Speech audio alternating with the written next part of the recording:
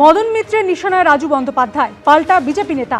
রাজু বন্দ্যোপাধ্যায় আমাকে খুনের চেষ্টা করেছিলেন, প্রয়োজনে মুখ্যমন্ত্রীকে তথ্য প্রমাণ দিতে পারি, এমনটাই দাবি মদন মিত্রের।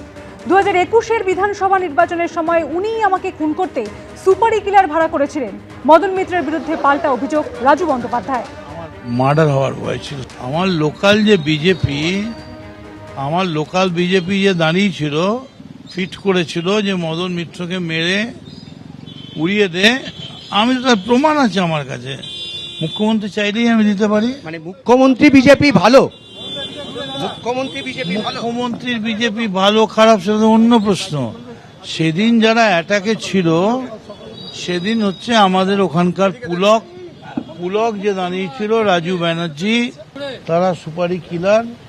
তারা আমার গাড়িকে তাড়া করে মার বলে রড, সোডার বোতল, রিভলভার অব্দি বেরিয়েছিল।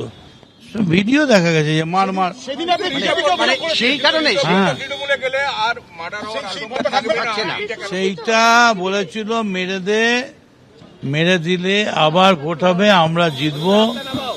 আমরা মানে এটা কি বিজেপি মদত খুব পুষ্ট একদল গুন্ডা ক্রিমিনাল, যারা প্রফেশনাল সুপারি কিলার। আপনি ভেবে বলছেন?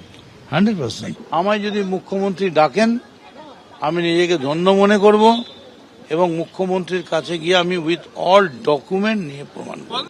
দু তিনটে বিষয় আছে। এক হচ্ছে 2021 সালের নির্বাচনে তিনি এখানে ড্যামি ক্যান্ডিডেট যাকে করেছিলেন, সেই ক্রিমিনালকে পুলিশ এখন কামারাটির বুকে কোমরে দড়ি দিয়ে ঘোরাচ্ছে।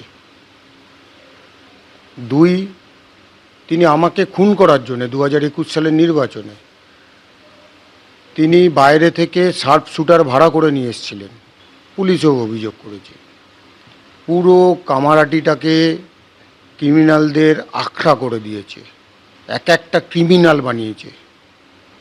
আর সেই ক্রিমিনালরাই হয়তো তাকে এখন কোনো কারণে কিছু একটা করার বিষয়ে চিন্তা ভাবনা করছেন, আর তিনি তাই ভয় পাচ্ছেন। আমি অনুরোধ করব মুখ্যমন্ত্রীকে যে এই বাগুইহাটির যে পিয়ালি দেবী মারা গেছিল সেই ফাইলটা খোলার জন্যে। আমি অনুরোধ করব যিনি বড় বড় কথা বলছেন, তার বাড়িতে কি ঘটনা হয়েছে সেই ফাইলগুলো খোলার জন্যে। আজকে আমার ওনার সম্বন্ধে বলতে রুচিতে বাদে, কারণ কামারাটির বুকে উনি যেই সংস্কৃতি এনে দিয়ে চলে গেছে, ভাবলেও আমাদের লজ্জায় মাথা হেঁট হয়ে